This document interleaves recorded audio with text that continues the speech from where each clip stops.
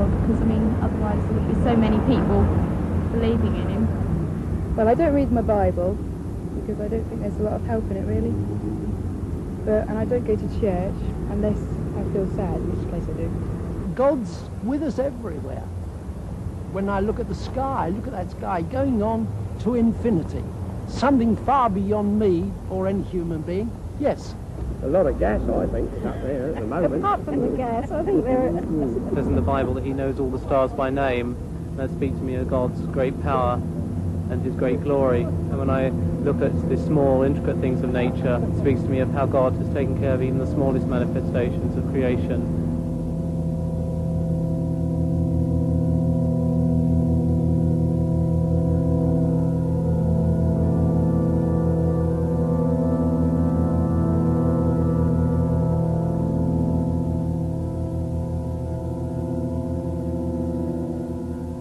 Good evening.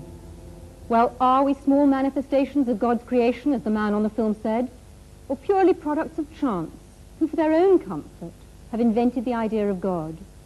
To put it another way, did God create man or man create God? It's a choice everybody's got to make. This book, The Probability of God, that's just been published, makes the incredibly important assertion that modern science is beginning to reveal the existence of a creator God. Its author, Hugh Montefiore, the Bishop of Birmingham, is with us here tonight, and next to him we have Paul Davis, who's the Professor of Theoretical Physics at the University of Newcastle, and then on my left I'm joined by Professor Sir Freddie Eyre, philosopher and logician and well known to all of us, and on my far left Professor Sir Herman Bondi, Master of Churchill College, Cambridge, and renowned scientist and President of the British Humanist Association. We have with us as well a very distinguished audience, and we shall doubtless be hearing from them later on in the programme. But is a discussion on the nature and existence of God relevant today? We've already heard some of your comments, which we recorded when we took a stroll outside St. Paul's Cathedral. To our surprise, we found most people rather interested in the idea of God. What's your God like? Someone I can talk to when I'm feeling on my own, I suppose. The way he's normally portrayed is as an individual, something in man's own image, and I don't believe that at all.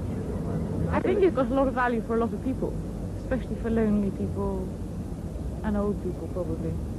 And for you too? He's my sort of reserve when I'm on my own. He's big, he's got a beard and long hair. Black long hair, yeah, black beard. I don't think he's like a person, but he's just a voice.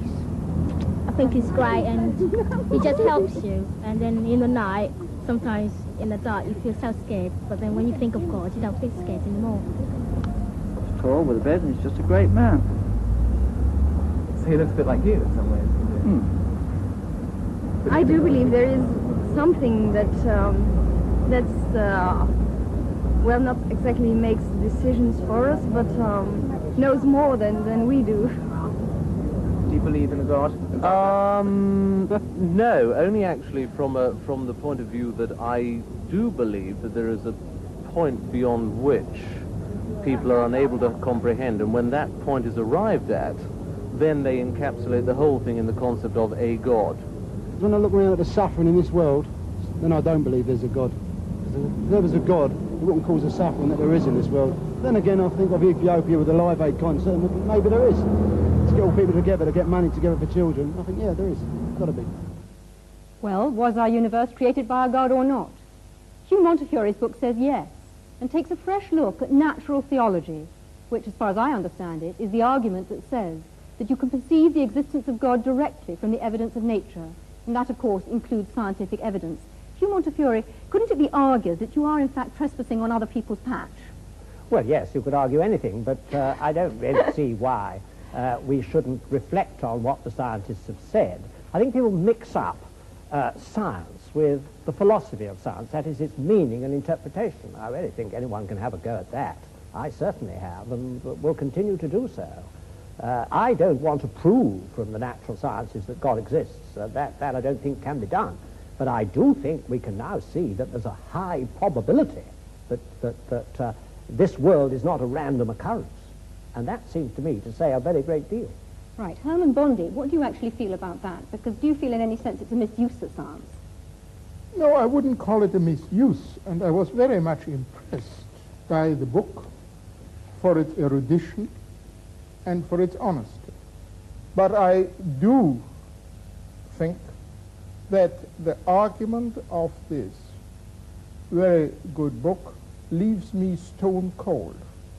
Not because I'm short of awe, not because I'm short of wonder. I feel our universe is wonderful and something to be awestruck by. What worries me is that this book will be taken by many people to prove Christianity, or at least to make it probable, or to prove or to make probable some other religion in which there is a revelation which makes people say, I know God's will. And that, to me, is a great source of evil. No, well, I must come back here and say that all that you can do from natural theology is show the hunger in men and women's hearts for God's personal self-disclosure, which I believe that he has given us. And although terrible things have been done in the name of religion, I will agree with you, I also think that the most wonderful things have been done. And I'm always interested that people like you only mention the terrible things. Not only. Right. Earlier on, Paul Davis, I described you as Hugh Montefiore's scientific champion, and presumably you've got a considerable amount of sympathy with Hugh. Would you like to explain that a bit further? Yes, perhaps I could summarize my own position before I begin. Absolutely. As being perhaps best described as an awestruck agnostic, which is to say that through my scientific investigations, I have become more and more impressed with the incredibly, stupendously intricate nature of the cosmos as we come to understand the universe in greater and greater detail. So it seems more and more remarkable that things have been arranged such that, in its broadest sense, the universe is self-aware. That is, that it permits the existence of intelligent observers such as ourselves. And it seems to me that this is not something which is inevitable, that the world could have been arranged differently, and that the fact that things have been arranged so that we can exist and observe the world, and that, moreover, our existence seems to depend very delicately upon the organization of the cosmos and the nature of the laws of physics. The fact that that is so seems to me a puzzle, and a puzzle that deserves an explanation. In other words, I would like to know why the world is the way it is. I can't accept it as a brute fact. I would like some sort of explanation. Right. Freddie Eyre, I imagine that as far as you're concerned, we've been talking a whole lot of rubbish so far. I'd like to hear your view on the subject. I don't think we've been talking rubbish. I think there's been a lot of bad logic. But that's not quite the same thing. What the last argument comes to is saying the world is arranged as it is, therefore somebody arranged it. Now, this is a very poor argument because it could apply to however the world was arranged. I mean, all that you have said, and all that I'm afraid the Bishop has said in a book which I also admired very much. I thought it was a very honest book and a very erudite book, I'm ready to say so. Nevertheless, all he was saying was, there are these causes, there are these effects, and had the causes been different, the effects would have been different. Nobody's going to dispute this. What is totally lacking is any justification for the assumption that the world as it is was designed, and had the world been different, it would not have been designed. And in fact, saying it's all designed by God is not an explanation of anything at all. You're just saying, here I give up, but because, and in fact, President has admitted this, so science goes no further, therefore we're going to bring old Noble Daddy to make us all feel cheerful. That won't do. The reason why I'm interested in the natural sciences here is that so often you hear people saying the natural sciences have disproved God, or there's no reasonable basis for believing in God. I'm afraid Freddie Eyre's backing a loser here. I mean, it could just be a brute fact that human beings have evolved with their amazing capacities for relationship and for their experience of God is phony. It could just be true. It could be true that our intimations of morality have no ultimate sanction, that our experience of what is true and good and beautiful isn't a window into reality. But the simplest explanation of the lot, the simplest explanation in logic, is that there is a creator. Right. there are many other ways of looking for God other than science, and some might actually say better ways. And most of the world's religions believe that God takes steps to reveal himself and reveal the world to us. And I'd like very much to hear from Mahur Krishnamurti, who is a Hindu who is actually sitting in the audience here tonight. The Hinduism says very clearly, as far as the creation is concerned, it's not just God created the world and just left to itself. God himself became the beings, and the Hinduism strongly believes in God who creates, protects, and ultimately he dissolves. This is the belief of God, and the Hindus worship him with form and without form. The nature is the other face of God, and the Hindu strongly tries to describe the indescribable by worshipping him by various images. Can I go to Ahmed Deedat to talk about the role of revelation? You see, the Muslim believes that God Almighty, he reveals his messages in word form. And in that word form, this book, the Holy Quran, was revealed through the Holy Prophet Muhammad during the 23 years of his prophetic life. And it deals with these problems more directly instead of guessing. And God Almighty, he reasons with his creation by asking him questions. He said, now, how can you not believe in God? How can you not believe in him, seeing that you were non-existent and he brought you into being? And he will cause you to die, and he will bring you back to life again, and to him will be your return. So how can you not? In other words, the way you have been computerized, the way the Creator made you, you would naturally deflect towards God as the magnetic needle does towards north. Can I just ask you whether your God is the same God as Hugh Montefiore's, the bishop's? It is the same God, except that in our concepts we differ. You see, the Archbishop, ultimately he will come to making Jesus Christ as God, a God incarnate. Now, the Muslim says, no, God is God and man is man. Right, can I move on now? Philip Eden, as a Buddhist, what in fact do you feel about this? Because your concept of God is quite different. Yes, well, as far as Buddhism is concerned, there is rather a different approach. We feel that there is a fundamental reality or truth or ground of being, which of course is in everything and behind everything. I think that many of the followers of theistic religions tend to believe that God is out there somewhere in the cosmos, and that it's necessary for human beings to try and somehow establish a relationship with him. As far as the Buddhist is concerned, that reality is everywhere and in everything, so that the task of the individual is to understand that reality in himself. And that is the methods that are developed in Buddhism to help somebody to come to that realization. We feel that the problem with a creator is that inevitably one must then ask the question, who created the creator? And that, of course, is endless. You can go on and on doing that. So somewhere you have to start with the first cause, and surely the first cause is the universe itself. Man is one way in which the universe experiences itself. But your God is obviously very different then from Hugh Montefiore's God.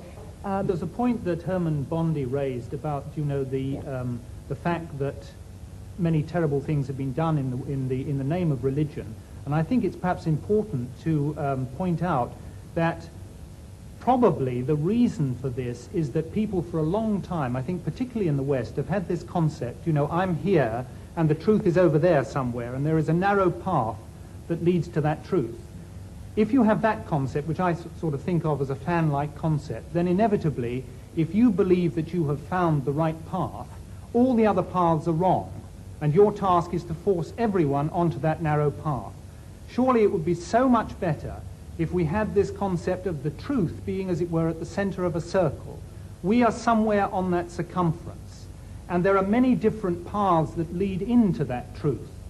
And the thing for us to realize, I think, is that the particular path that we choose is very much a personal thing, and it depends on many different factors. It probably depends on the person that we have met that may have explained that path to us, and various experiences we've had.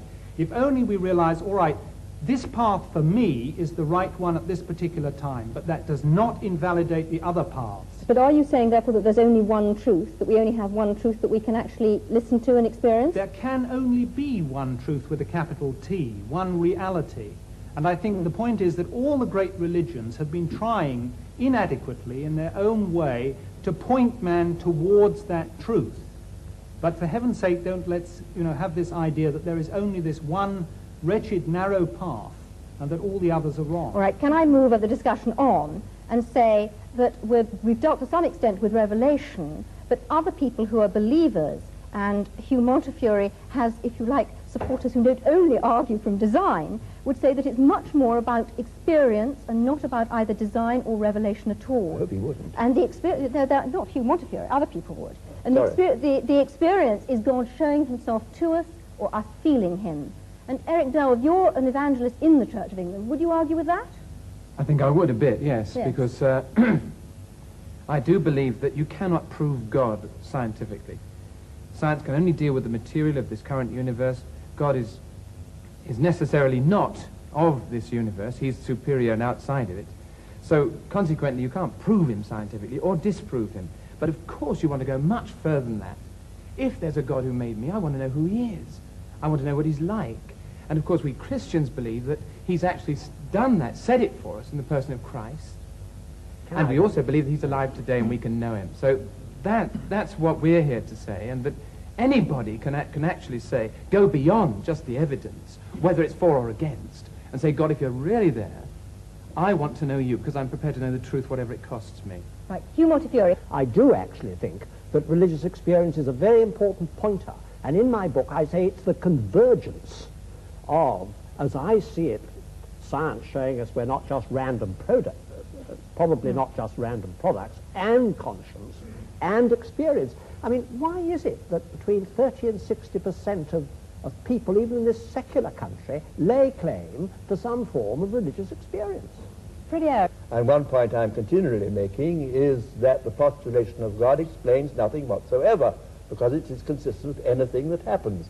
And of course it's consistent with people having religious experience, I mean, or not having it, or because it's consistent with people who say conscience is implanted. I mean, equally well you can say that sadism is implanted. I mean, whatever is, but you've got to explain in some way that it would have been otherwise if there had not been a creator. And this is what is totally missing, any kind of rational argument.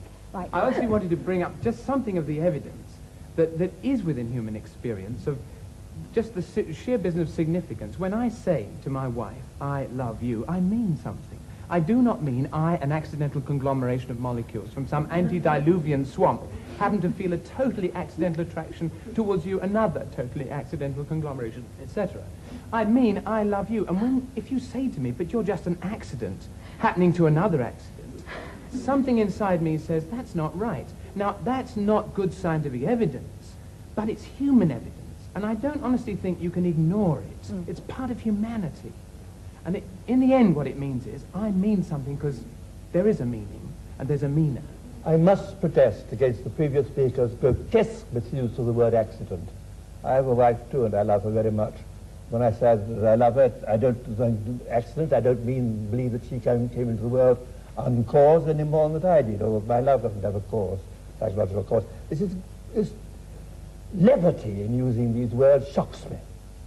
But Freddie, you do think that both you and your wife are the product of an ultimately meaningless process, don't you? If you mean that I don't think that our existence was planned by some supernatural being, yes. No, but meaningless. I do not accept the word meaningless. I do not think that my love for her is meaningless. I think my love for her has a very great deal of meaning. It's very intense.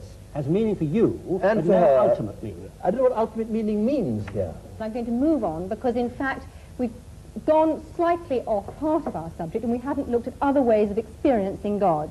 Many people say that there is a different way, a much quieter way of experiencing God. Can we ask Sister Martina Hayden? I mean, I've listened with great interest to the arguments, and I couldn't help looking back over my own life.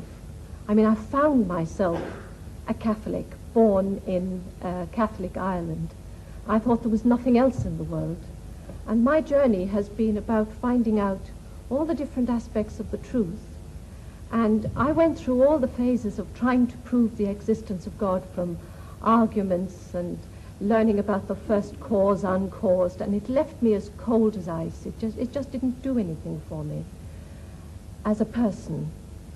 And I think in these last years it has been much more about looking for God within the design of my life, actually seeing design in my life, how somehow I am being led.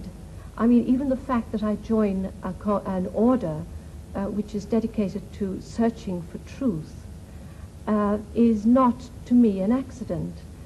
And I hear all the different truths, and I'm really excited about what's happening in science, because I can see that that really is, there's a convergence of truth, and there's so much more humility. I'm not saying I'm humble, as they say, if you say you are, you aren't. But I'm saying that scientists, theologians, people in general are much more humble than they were, say, 20 years ago. I mean, I was locked in combat with Freddie Eyre 20 years ago or so about conscience. I wouldn't argue that way now. I don't want to. Well, I can't match his mind, and I don't think the mind can actually say it all. I find myself going to my heart about religion, and I just discover more evil in myself and more good as I go along.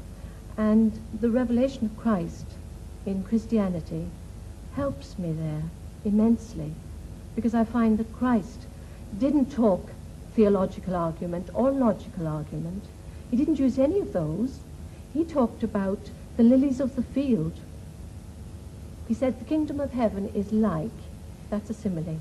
So for me, God is revealing himself in me, in everybody. You know, I felt really close to the Buddhist gentleman who was speaking over there.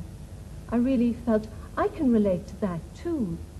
I can look into the heart of a rose and it speaks to me. I can also look into the Bible and it speaks to me. Professor Eyre, are you going to say that that's not a valid experience and that that's not a valid argument? I think it's not an argument at all. It is a very moving and personal position, which I think is the last to want to criticize. Right. Well, this debate hasn't included one essential element, and that's looking at the alternative choice that belief in God is totally man-made. Hans Isaac, how do you view that? Well, as an atheist, of course, I can't believe that God created man. I think my parents had something to do with it. I have a distinct feeling that we're taking too provincial a view of the terms God and religion. We think of it in terms of dear old Pink Church of England. But of course that is only one very small aspect of religion. Both Torquemada and St. Francis of Assisi were religious and had an image of God, but they were very different images of God, one from the other. The Ayatollah Khomeini and Bishop Montefiore, I'm sure, have quite different gods in mind when they think about religion. Even the Jehovah of the Old Testament is very different to the kind of God that the bishop is talking about. So I think it's very important to realize that if man creates God in his image, as I'm sure he does, he has many different needs and consequently creates many different types of God. Can you define that a bit more closely? What are you actually saying? I mean, I can see Hugh Montefiore blenching, but can you actually simplify that a little for our audience? Well, if your personality is warlike, wants to proselytize, is aggressive and so on, then you go for the kind of God that the Quran portrays, which wants to proselytize the world and is warlike and so on. If you are peace-loving, you want to have an assurance of a future life and so on and happiness, then perhaps you adopt the kind of God portrayed by the Ahmed, Church of England. would you agree with that? I don't, ma'am. You see, I don't think that our brother has read the Quran. You see, there are 99 attributes of God, and out of that, this one that you are talking about is non-existent in this book. Can I ask you a question? Are you saying then that the Muslim God is actually a peace-loving God who wants peace in the world? Yes. Yes. And he tells us that if somebody wars against you, you have a right to fight back, unlike turning the other cheek. What about the concept of the holy war, the jihad? Yes, that is a struggle for righteousness. For example, Britain, when she was under attack by Hitler, what you did was jihad. And we take our hat to you, to Winston Churchill, for, putting the spirit into your people. Now that is what is a defensive war. And you had to retaliate. Because if you didn't, if you just sat back, keeping Hitler at bay, it wouldn't have served the purpose. You have to attack. And in the state of nature, everyone has a right to do that. So Islam allows us to defend ourselves and to extend our hostilities to a reasonable amount of satisfaction and retaliation. All right, can I come back to Hans Eysenck, and perhaps you'd like to develop it a little further, because we've actually heard an exchange between the two of you, but would you like to come out on a little bit further about perhaps other religions and not only about Islam? Well, it's not so much a particular religion, because within each religion you have all sorts of different gods. As I was trying to say, that of Torquemada and that of Francis of Assisi are all Christian gods. They're entirely different. So man creates God in his own image, even within a given religion, and certainly between different religions. The God he needs will be a different God according to his own personal requirements and to the kind of society in which he lives. Our society is different to that of the time of the Crusades, and consequently we need a different kind of God. Can I ask you then about the role of conscience, and where does conscience come from? Well, psychological experiments on conscience have shown pretty conclusively that you can manipulate it and create it through a process of social learning, Pavlovian conditioning, and so on. It is something that is acquired through social influences, although there is also a strong genetic factor in it. In other words, altruism, the tendency to do good to others, is certainly, to some extent at least, genetically controlled, in the sense that if you look at identical and fraternal twins, there's a much higher correlation within the identical than within the fraternal groups. And the same is true of religion. I think that's a very important point, Professor that religious beliefs are in fact genetically controlled. Professor Eyre, where do you think conscience comes from? I entirely agree with the last speaker. I have no quarrel with that at all. Anybody in the general audience? Yes, in the front row. I'd like to throw out a definition that might be helpful to some people of the difference between religion and Christianity, because there's a distinct difference.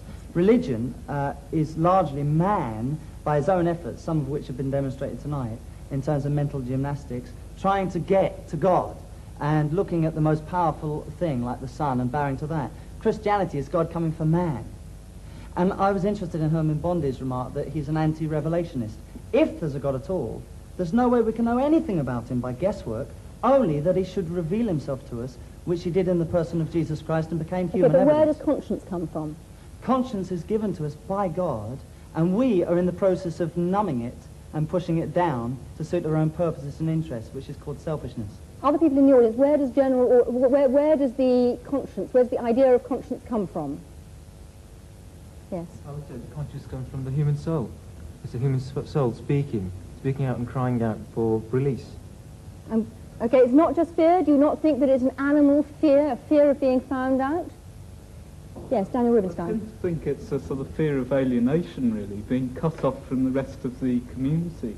And I think perhaps that, for instance, that Live Aid event demonstrated a huge sense of community.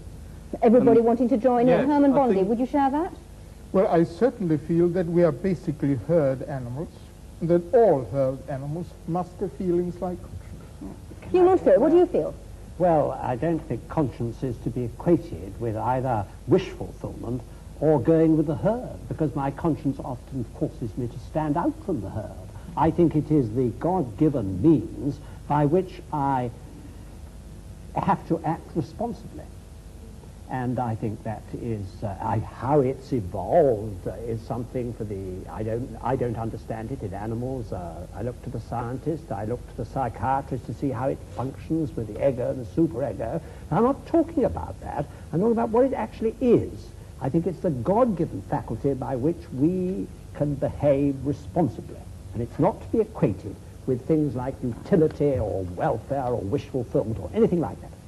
I must protest against this assumption certain faculties are God-given as opposed to others. I disagreed, for example, with the musician when he talked about love. Indeed, I mean, love is a human emotion, but there's no particular reason to single that out as pointing to the existence of a supernatural being any more than the other human emotion. I mean, all human emotions are to be accounted for in the same sort of terms, in the kind of terms Professor Asink or one of his colleagues would account for them. And just to single out love is quite arbitrary. I mean, the assumption is that we are naturally egotistic, predatory, and so on, and that only because of some supernatural agency do we behave decently to one another. This is absolutely contrary to the facts. We have, in fact, as even David Hume pointed out, a principle of sympathy, innate principle of sympathy, as well as an innate principle of egoism. And one no more needs a divine explanation than another. William Houghton. Look, let's get this straight. There is no reason on earth why we shouldn't go around acting like perfect pigs to all and sundry. There is no big Monty Python foot poised to come and squash us if we act badly. Yet, a lot of us do act well towards our fellow man. But why should we not? That was just the point that I was making. I was just protesting against your assumption that it's somehow natural for us to want to be decent to one another and unnatural to be decent to one another. What possible ground have you for that assumption? In this world today, my experience is that it strikes me that more people are being unreasonable to each other than are being reasonable. Well, in that case, you should be Manichaean and believe in the devil. If you're taking your deity as accounting for human attitudes, that's the way you should go. Well, totally illogical. Well, Professor Eyre, all other species are selfish, basically, aren't they? No. No. By no means. By no means. Go ahead. Herman Bondi.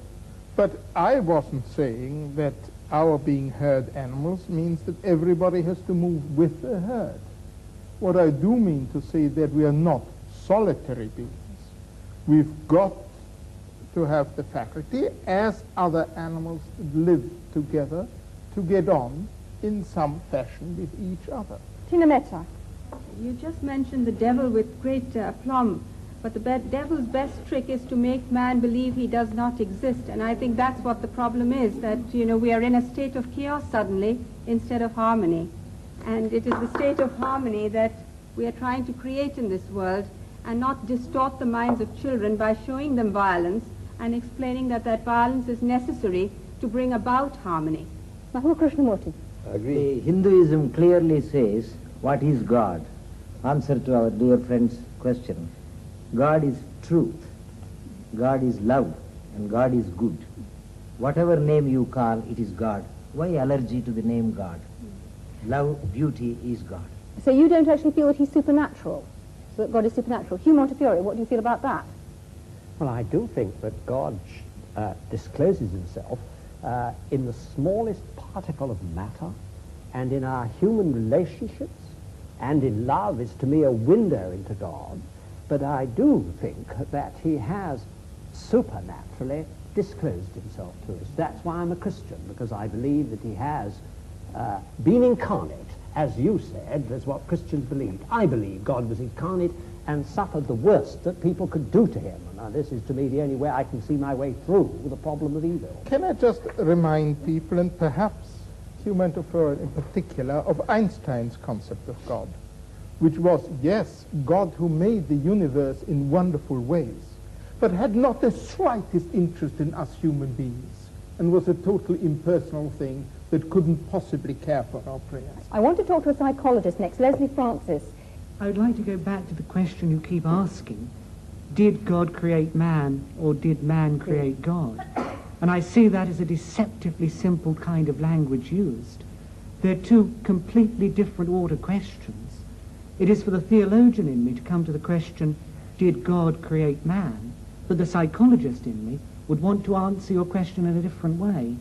Did man create the image of God? He cannot go beyond looking at image. And I suspect what we've heard in the discussion tonight is a whole lot about the variability in the image that is used, but we haven't been able to get on to the ontology beyond that image. I'm sorry, everybody, but we've run out of time. The choice that is open to us is whether God made man or man made God. It's now over to you. All that remains for me to do is to thank the audience for their contributions and, of course, the panel. I'm sorry we didn't have time to say any more, and from me, good night.